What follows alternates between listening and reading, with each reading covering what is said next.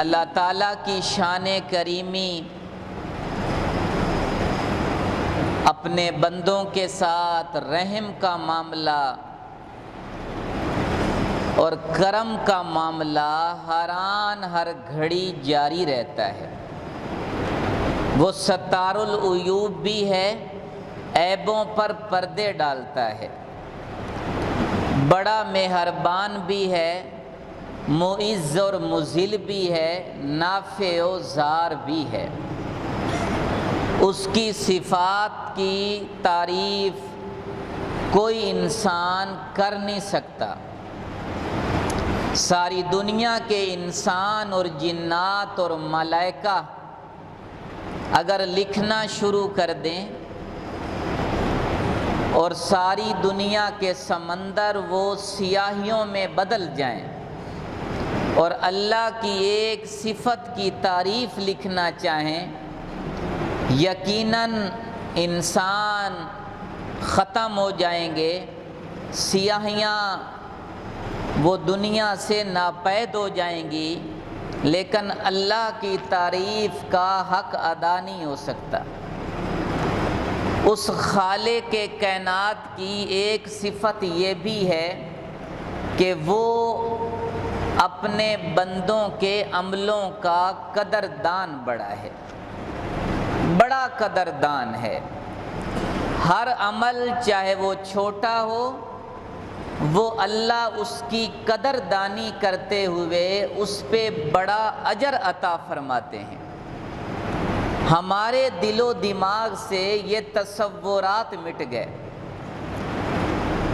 فَمَن يَعْمَلْ مِثْقَالَ ذَرَّةٍ خَيْرًا يَرَهُ کہ رائی کے ذرے کے برابر بھی تم عمل کر کے آؤ، وہ اللہ قبول فرمائیں گے۔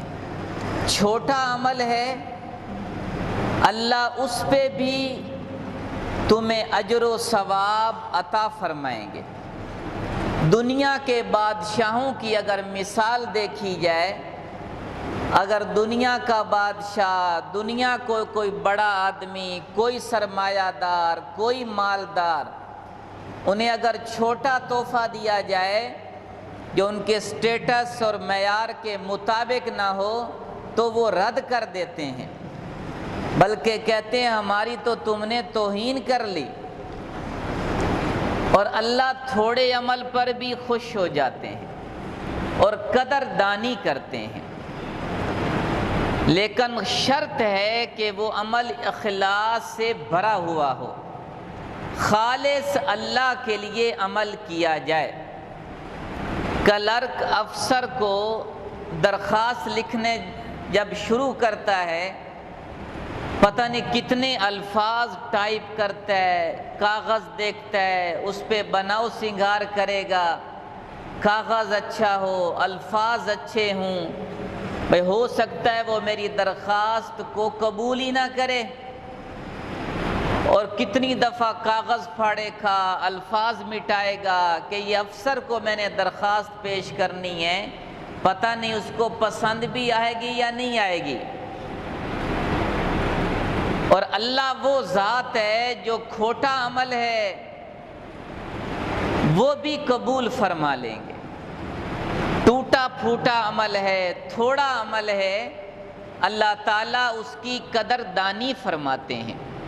یہ تو اللہ کے بندے ہیں جو اللہ کی دی ہوئی نعمتوں کی قدر نہیں کرتے ہیں، اور اللہ تعالیٰ قرآن پاک میں اپنے بندوں سے یہ گلہ کرتے ہیں، شکوہ کرتے ہیں، وَمَا قَدَرُ اللَّهَ حَقَّ قَدْرِهِ اے لوگو تم نے اللہ کی قدر نہیں کی ہے، جیسے اس کی قدر کا حق تھا ویسے اللہ کی قدر تم کر نہیں سکے ہو۔ وہ رب ذوالجلال تمہاری دن رات کی نافرمانیوں کے باوجود تمہیں میٹھی نیند سلاتا ہے، تم پر رزق کے دہانے کھول دیتا ہے، بھوکا نہیں سونے دیتا، تمہیں روٹی پہنچاتا ہے، تمہیں صحت دیتا ہے، ضروریات پوری کرتا ہے۔ دنیا کے کسی آدمی کی تم ایک بات نہ مانو، وہ 100 آگے سے سنائے گا نوکر مالک کی بات نہ مانے، ماتحت افسر کی بات نہ مانے، اور بیٹا باپ کی بات نہ مانے، شاگرد استاد کی بات نہ مانے، رعایا حکمران کے آگے ہو جائے تو پتہ نہیں کتنی سننی پڑیں گی اور کتنے نتائج برے ہوں گے۔ اور وہ اللہ ہے، وہ کتنے ظرف کا مالک ہے، وہ کائنات کا سچا خالق، سچا مولا، کے باوجود نافرمانیوں کے، حکم عدولیوں کے، ہمارے قصوروں کے اس پہ پردے ڈال دیتا ہے، کسی کو نہیں بتاتا کہ اے میرے بندے میں تیرا عیب چھپاتا ہوں، تو لوگوں کو بتا دیتا ہے۔ گناہ کر کے لوگوں سے پھر آگے ہو جاتا ہے کہ میں نے یہ کیا وہ کیا، اور اللہ کہتا ہے میں تو پردے ڈال دیتا ہوں۔ تو اللہ کی ان صفات میں سے ایک صفت قدردان ہونا ہے، اور اس کی قدردانی کے واقعات اور مثالیں بکثرت بکھری پڑی ہیں کہ وہ اللہ کتنے قدردان ہیں، اپنے بندوں کے تھوڑے عمل پر بھی کتنی قدردانی فرماتے ہیں، تھوڑی قربانی پر، صبر پر، مشقت پر وہ ایسی راہیں کھولتے ہیں کہ انسان کے تصورات سے بھی وہ ماورا ہو جاتی ہیں، عقلیں بھی نہیں سوچ سکتی کہ اللہ تھوڑے عمل پر پھر اتنا اجر دے گا۔ سیدنا ایوب علیہ السلام بیمار ہوئے، اس سے پہلے صحت مند تھے، اللہ نے بڑی نعمتیں دی، اللہ کے بڑے عبادت گزار تھے، باغات اور نہریں اور مال اور سرمایہ، بیٹے بیوی، بڑی نعمتیں تھیں، اللہ کا بڑا شکر کیا کرتے تھے اور بہت زیادہ عبادت میں مصروف رہتے تھے۔ شیطان اللہ سے کہنے لگا کہ تو نے اس کو نعمتیں اتنی دی ہوئی ہیں، اس لیے تو تیرا شکر کرتا ہے، اس لیے عبادت کرتا رہتا ہے۔ تو اللہ نے نعمتیں سلب کر لی۔ اللہ دکھانا چاہتا تھا میرا بندہ ایوب یہ اس وجہ سے نہیں کہ یہ میرا کتنا شکر گزار ہے، نعمتوں میں نہیں، تکلیف بھی آ جائے، مشقت بھی آ جائے، پھر بھی اللہ کا شکر کرے گا۔ اور چھت گری، بیٹے فوت ہو گئے، بیوی فوت ہو گئی، فصلوں باغات کو آگ لگ گئی، اور ان پر اللہ نے بیماری ڈال دی، اور بیماری ایسی آئی، بڑی شدت کی بیماری آئی کہ 18 سال بیمار رہے۔ لیکن ایک دفعہ کوئی گزرا، زبان ہل رہی تھی تو اس نے دیکھا پتہ نہیں کیا کہہ رہے ہیں، کان لگایا تو کہہ رہے تھے اے اللہ اپنے ذکر کی دولت نہ چھیننا، میری زبان سے اپنے ذکر اور شکر کی دولت نہ چھیننا، یعنی زبان پر ایسی بیماری نہ آئے کہ میں تیرے شکر اور ذکر سے محروم ہو جاؤں۔ تو اللہ نے دل کی اندر دیکھا، میرا ایوب انا وجدناہ صابرا، ہم نے اپنے ایوب کو بڑا صبر کرنے والا پایا، نعم العبد، میرا ایوب کیا ہی اچھا بندہ تھا، کتنا میرا شکر کرنے والا تھا۔ تو اللہ نے اس مشقت کی، اس صبر کی، پھر کیا قدردانی کی، وَوَهَبْنَا لَهُ أَهْلَهُ وَمِثْلَهُ مَعَهُ، کہ اللہ نے پھر سارے نظام ہی بدل دیے، بیماری سے صحت ملی، اللہ نے بیٹے بھی دے دیے، پوتے بھی دے دیے، باغات بھی دے دیے، اور نعمتیں اسی طرح برسا دی۔ اللہ کہتا ہے صبر تو کرو، میں تمہاری قدردانی کتنی کرتا ہوں۔ وہ اللہ کتنا قدردان ہے کہ تھوڑی مشقت پر پھر اللہ وہ قدر کرتے ہیں کہ اس کو اتنا اونچا کر دیتے ہیں اور اسے اتنا اپنا مقرب بنا لیتے ہیں۔ ہم پہ تھوڑی پریشانی آ جائے، مشقت آ جائے اور صبر کے دامن ہاتھ سے چھوٹ جاتے ہیں، گھر میں اللہ کی ساری نعمتیں ہوتی ہیں، اس کے باوجود شکر کے الفاظ زبان سے نہیں نکلتے ہیں۔ اللہ کہتا ہے میں تمہارا بڑا قدردان ہوں، بڑا قدردان ہوں۔ اور اللہ ایسے پھر قدر کرتے ہیں کہ پھر اس انسان کو اللہ اونچا کر دیتے ہیں، عظمت کی بلندیوں پر لے جاتے ہیں۔ حضرت سلمان فارسی رضی اللہ تعالی عنہ آتش پرست مذہب سے تعلق رکھتے تھے۔ باپ ان کا ذمہ دار تھا، وہ بیمار ہو گیا، اور بت جو آگ جلاتے تھے اس کا نگران بھی تھا اس وقت۔ تو اس نے باپ بیمار ہوا، کہا میری زمینیں دیکھ کے آیا کرو، اور کہا اور کہیں نہیں جانا، ادھر ادھر نہیں جانا۔ حضرت سلمان چلے تو راستے میں ایک گرجا دیکھا، کچھ عیسائی راہب عبادت کر رہے تھے، کبھی گھر سے نکلے نہیں تھے، نوجوان تھے، نوعمر لڑکے تھے۔ تو وہاں سے گزرے، ادھر چلے گئے، ان سے بات ہوئی۔ اس وقت دین عیسائیت سچا مذہب تھا، تو ان سے متاثر ہو گئے، ان سے تعلیم لینے لگے، اور واپسی پہ باپ کے پاس بھی آتے۔ پھر کہا اگر یہاں رہا تو میں دین حق مجھے نہیں ملے گا، تو اس نے کہا فلاں علاقے میں ایک راہب رہتا ہے، وہاں چلے جاؤ، تو وہاں پہ تجھے سچا دین مل جائے گا۔ تو یہ وہاں سے گئے، وہاں کچھ عرصہ رہے، ان کی وفات ہو گئی۔ پھر تیسرے راہب کے پاس اس نے بھیج دیا، تو وہاں کچھ عرصہ رہے، وہ بھی فوت ہو گئے۔ تو اس پر وہ تیسرا راہب مرتے ہوئے کہنے لگا، انہوں نے کہا کہ میں جہاں بھی جاتا ہوں اس کو موت آ جاتی ہے، کوئی مجھے اصل حقیقت بتا دیں، کوئی اور کسی بڑے عالم کا، بڑے راہب کا پتہ بتا دیں۔ اس پر وہ کہنے لگا اب رہبانیت مٹ رہی ہے، میں تمہیں وہ جگہ بتاتا ہوں جہاں نبی آخر الزمان صلی اللہ علیہ وسلم تشریف لائیں گے۔ وہ یثرب کا علاقہ، اس وقت مدینہ یثرب تھا، وہاں چلے جاؤ۔ ایک قافلے کے ساتھ ملے، قافلے نے انہیں راستے میں بدعہدی کی اور بیچ ڈالا۔ دو یہودیوں نے خرید لیا، تو ایک یہودی کے غلام بن گئے۔ ایک دفعہ اس کا کام کر رہے تھے، وہ تھے مدینے کے، وہاں پہ پہنچے تو جگہ دیکھی، نشانیاں ذہن میں آئیں کہ جگہ تو یہی ہے۔ تو ان کے چونکہ غلام تھے، تو ایک دفعہ درخت پہ کام کر رہے تھے، نیچے وہ دو یہودی آپس میں بات کر رہے تھے۔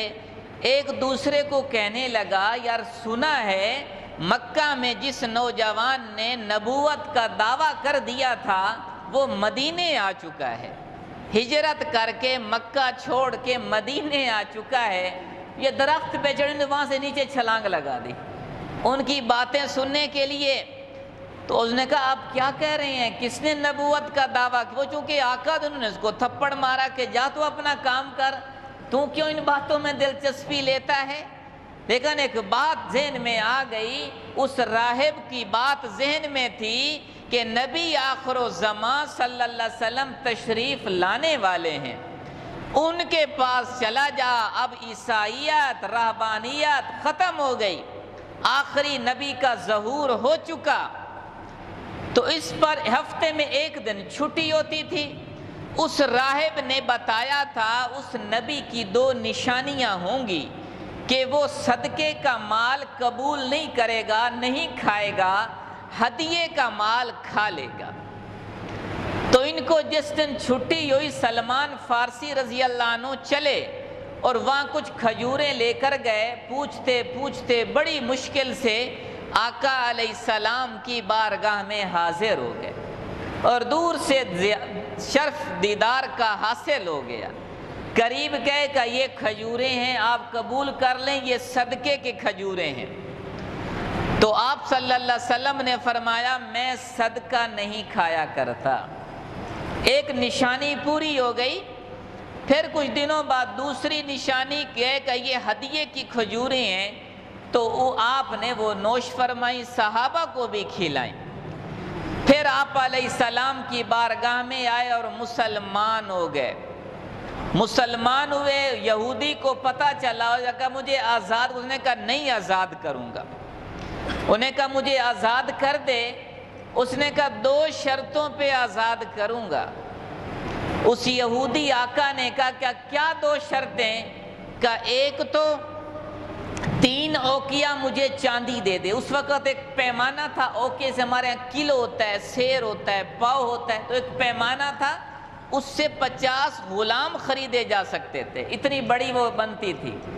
اور دوسرا 300 کھجوروں کا باغ لگا دے، جب وہ پھل دینے لگ جائیں گی تو میں تجھے آزاد کر دوں گا.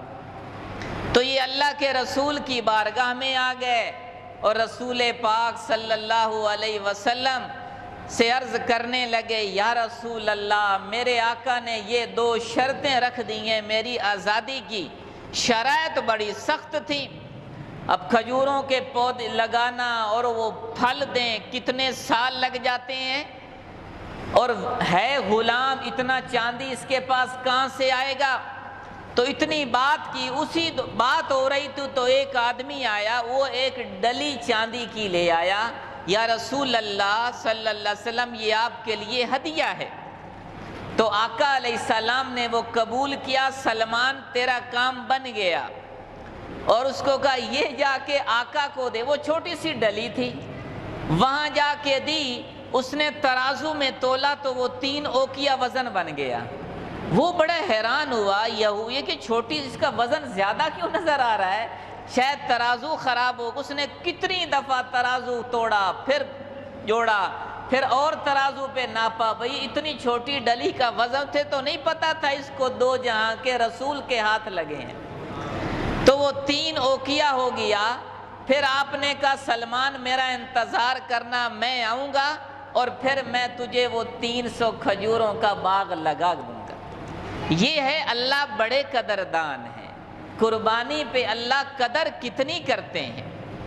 تو آقا علیہ السلام خود تشریف لے گئے. اس نے وہ 300 پودے دیے اور آمنہ کے لال صلی اللہ علیہ وسلم نے اپنے مبارک ہاتھوں سے وہ باغ لگایا. اب بھی وہ باغ موجود ہے سلمان فارسی رضی اللہ عنہ کا. تو وہ باغ لگایا اور اس نے اسی سال پھل دے دیا. وہ بڑا ہو گیا، پھل دے دیا. اور سلمان فارسی کی اللہ نے قدر کی اس مشقت پر کہ سلمان فارسی رضی اللہ عنہ پھر آزاد ہوئے. اور پھر اللہ نے انہیں اتنا مرتبہ عطا فرمایا کہ خندق کے موقع پر صحابہ مہاجرین اور انصار کے درمیان ان کی شخصیت کے بارے میں جھگڑا ہو گیا. مہاجرین کہتے تھے سلمان ہمارا ہے، اور انصار مدینہ کہنے لگے سلمان ہمارا ہے کیونکہ ہجرت کر کے آیا ہوا ہے. مہاجرین کی دلیل تھی ہجرت اسلام کے بعد ہوتی ہے، اس نے اسلام سے پہلے کی ہوئی ہے، لہٰذا یہ ہمارا ہے. یہ سلمان کی عظمت، شرافت کا جھگڑا تھا. دونوں گروہ سمجھتے تھے کہ سلمان جدھر ہو جائے گا اس گروہ کی عزت بڑھ جائے گی. اور اللہ کے رسول کو پتہ چلا قریب تھا یہ لڑائی ہو جاتی. تو آقا علیہ السلام تشریف لائے، حضرت سلمان کا ہاتھ پکڑا اور فرمایا سلمان نہ تمہارا ہے، سلمان نہ تمہارا ہے، سلمان منا اہل البیت، سلمان تو میرے اہل بیت سے ہے. ایرانی، فارسی اور کہاں سے چلے اور اللہ نے اہل بیت میں شامل کر دیا. تو یہ اللہ بڑے قدردان ہیں، تھوڑے عمل پر قدر کرتے ہیں. یہ ہم ہی نہ قدرے ہیں کہ اللہ کی دی ہوئی نعمتوں کو دیکھ کر بھی اللہ کا شکر نہیں کرتے. اور اللہ تعالیٰ نے کتنی نعمتیں ہم پر برسائیں، بارش کے قطرات سے زیادہ اور ریت کے ذرات سے زیادہ اور آسمان کی وسعتوں سے زیادہ. لیکن نہ قدری کتنی کر لی، نہ شکری کتنی کی. اللہ نے اس قدر پر اتنی قدردانی کی کہ سلمان فارسی رضی اللہ عنہ کو اہل بیت کا فرد بنا دیا. حضرت عبداللہ ذوالبجادین ایک صحابی تھے، عمر نوجوان، بڑے خوبصورت. باپ فوت ہو چکا تھا اور چچا کے پاس رہتے تھے. یہ ہیں اللہ کی قدردانی کے واقعات.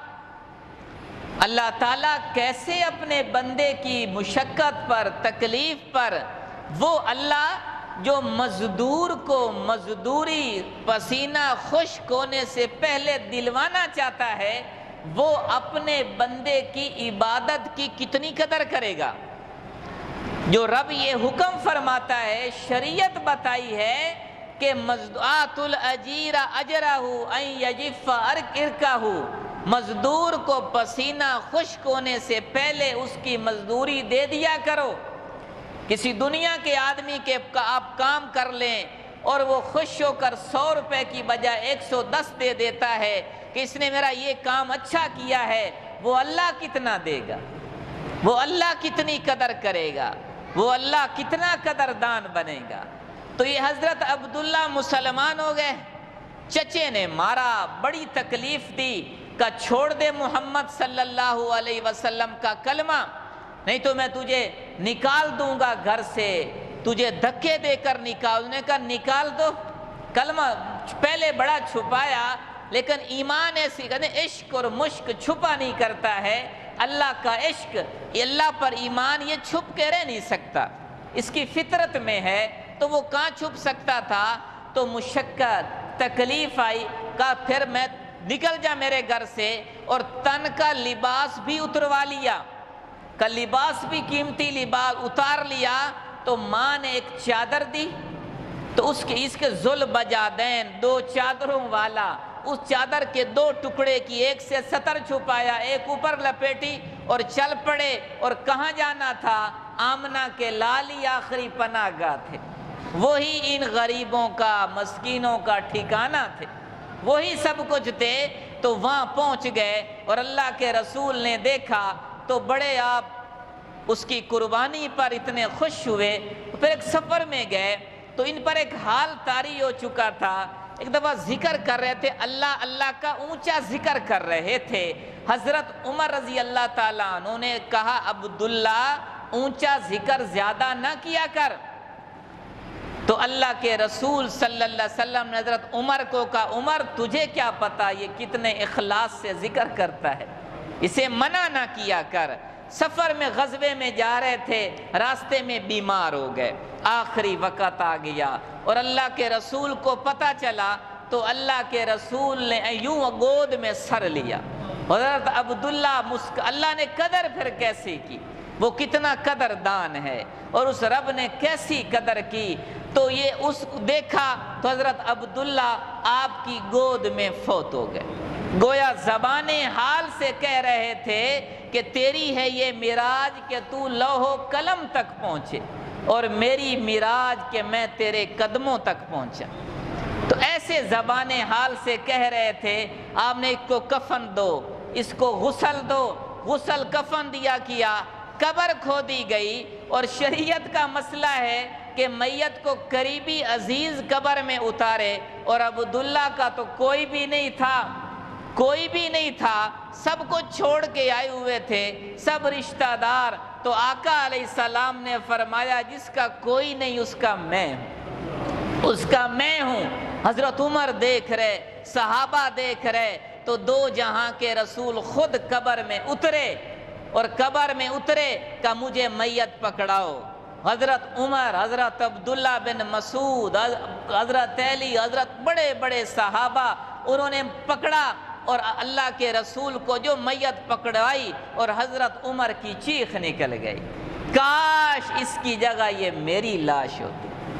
کتنوں نصیبوں والا تھا کہ کسی کو اس کا والد دفن کرتا ہے، کسی کو بھائی قبر میں اتارتا ہے، کسی کو رشتہ دار اترتے ہیں۔ اے عبداللہ تو کتنے نصیب والا ہے کہ جسے آمنہ کا لال اپنے ہاتھوں سے قبر میں اتار رہا ہے۔ تو کہ اللہ بڑے قدردان ہیں، اللہ بڑے قدردان ہیں، وہ اپنے بندوں کے تھوڑے عمل کی بھی قدر کرتے ہیں۔ رائی کے برابر عمل کی تو کہ تم اس کی بارگاہ میں آؤ تو صحیح، اس کے آگے جھکو تو صحیح، اور اس سے مانگو تو صحیح۔ یہ بندے ہیں جو ناقدرے ہیں، وما قدر اللہ حق قدرہ، اے میرے بندو تم نے میری قدر نہیں کی ہے، تم نے میری قدر نہیں کی ہے، کاش تم میری قدر کر لیتے۔ دنیا کے لوگ تمہارے چھوٹے کاموں پہ خوش نہیں ہوتے، اور تم پر اعتراضات کرتے ہیں، تمہیں اہمیت نہیں دیتے۔ میری بارگاہ میں آؤ ٹوٹے پھوٹے عمل لے کر، اور ناقص عمل لے کر اللہ قدر کرے گا ان عملوں کو کتنا بڑھا دے گا اور کتنی اونچی شان عطا فرمائے گا۔ وہ اللہ ایسا قدردان ہے۔ مشاطہ تھی فرعون کی، اور وہ کنگھی اس کی بیٹی کو دیا کرتی تھی، اور ایک دفعہ کنگھی گری اور اللہ کا نام لے کے اٹھایا، اور اس کا وہ ایمان جو کتنے عرصے سے چھپائے ہوئی تھی وہ ظاہر ہو گیا۔ اور فرعون کی بیٹی کہنے لگی کہ تو نے میرے باپ کو رب کی بجائے یہ کس کے رب کا نام لے لیا؟ تو نے کس کا نام لے لیا؟ کیا تو موسیٰ کے رب کو رب مانتی ہے؟ تو وہ اقرار کرنا پڑا، کہا ہاں موسیٰ کے رب کو رب مانتی ہوں۔ تو وہ باپ کے پاس شکایت لے کر گئی، اور باپ نے پتہ چلا فرعون نے بلوا لیا۔ دو بیٹیاں تھیں، ایک دودھ پیتی ایک ساتھ چلتی، تو دیکھو پھر اللہ نے کیا قدر کی، ان کی قربانیوں کی کیا قدر کی۔ وہ اللہ کتنا قدردان ہے۔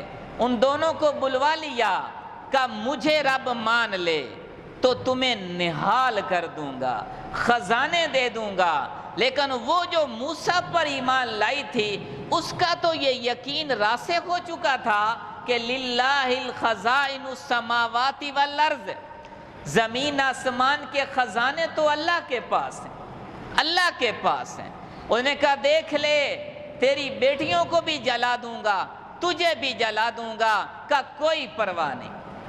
اللہ کے نام پر یہ جان چلی جائے تو یہ کوئی مہنگا سودا نہیں۔ تو وہ ایک بیٹی کو لیا، اور ماں تھی، ماں جھٹکا لگا، تیل کا کڑاہ جلایا ہوا تھا اور اس میں اس کو ڈالا، اور وہ جل کر پگھل گئی، ہڈیاں تک پگھل گئی۔ لیکن جب جھٹکا لگا ماں کو، اللہ نے غیب کے پردے ہٹائے، اور وہ بچی کی روح پرواز کرتے ہوئے کہہ رہی تھی اماں صبر صبر، جنت میں ملاقات ہو جائے۔ اور پھر دودھ پیتی بچی کو لیا کہ دیکھ لے اس کو بھی جلا دوں۔ وہ دیکھ رہی تھی اور اس کو بھی ڈالا، اور وہ بھی پگھل کے پانی بن گئی، ہڈیاں تک گل گئیں۔ اور ایسے، اور اس کی بھی روح پھر اللہ نے دکھائی کہ دیکھو وہ روح کہہ رہی تھی اماں صبر کر لو، جنت آ گئی ہے، جنت آ گئی ہے۔ اور پھر اس کو بھی جلا دیا۔ اس نے ایک وعدہ لیا فرعون سے کہ میرا ایک کام کر دے، ہم تینوں کو اکٹھا بیت المقدس کے ساتھ دفن کر دینا۔ فرعون نے کہا ٹھیک ہے، وعدہ تو اس وقت کافر بھی پورا کرتے تھے۔ تو یہ بات ہو گئی، اور یہ موسیٰ علیہ السلام کا زمانہ ہے۔ موسیٰ علیہ السلام کے 2000 سال کے بعد حضرت عیسیٰ علیہ السلام آئے ہیں، اور آپ عیسیٰ علیہ السلام کے 575 تقریباً سال کے بعد ہمارے نبی تشریف لائے ہیں، اور پھر 10 سال مکہ میں رہے۔ اللہ نے آپ کو معراج کروایا ہے، اور آپ جب بیت اللہ سے، مسجد حرام سے بیت المقدس میں پہنچے، 1.25 لاکھ نبیوں کی امامت کروائی، پھر وہاں سے اٹھے، وہاں سے جب اوپر گئے تو نیچے سے جنت کی خوشبو آئی۔ 3000 سال تقریباً یہ وقت گزر چکا ہے، تو جنت کی خوشبو آئی۔ تو فرعون وہ کہنے لگے، جبرائیل علیہ السلام سے اللہ کے پاک نبی صلی اللہ علیہ وسلم نے فرمایا جبرائیل یہ خوشبو کہاں سے آ رہی ہے، اتنی پیاری خوشبو کہاں سے آ رہی ہے؟ تو جبریل نے عرض کیا یا رسول اللہ یہ فرعون اور اس کی باندیوں، اس کی بیٹیوں کی قبر سے آ رہی ہے۔ یہ اللہ نے قدر کی۔ اللہ بڑے قدردان ہیں، بڑے قدردان ہیں۔ اور پھر فرعون گھر آیا، بیوی کو بتایا، آسیہ بنت مزاحم رضی اس کو، وہ بھی مسلمان ہو چکی تھی، تو اس کو بتایا میں یہ کر کے آ گیا ہوں۔ تو بیوی کہنے لگی بڑا ظالم ہے، معصوم بچیوں اور ایک صنف نازک عورت پر ظلم ڈھا کے آ کے بتا رہے میں نے یہ کر دیا ہے۔ اس پہ اس نے کہا لگتا ہے تو بھی تو مسلمان نہیں ہو گئی۔ انہوں نے کہا ہاں میں بھی موسیٰ پر ایمان لائی ہوں۔ تو اس پر اس نے اس کو لیا، وہ بیوی کا جسے میں نے لاکھوں میں چنا، اتنی خوبصورت، جس نے اپنے ہاتھوں سے کبھی تن کا دورہ نہ کیا تھا، ریشم کے جو مخمل کے فرش پر چلا کرتی تھی، فرعون کی بیوی، اس کے ہاتھوں میں کیل ٹھونک دیے۔ یہ وہ سزا دیتا تھا پاؤں میں کیل ٹھونک دیے، اور اس کو ایسی دردناک، جب تکلیف حد سے بڑی تو اللہ سے دعا کی، رب ابن لی بیتن فی الجنہ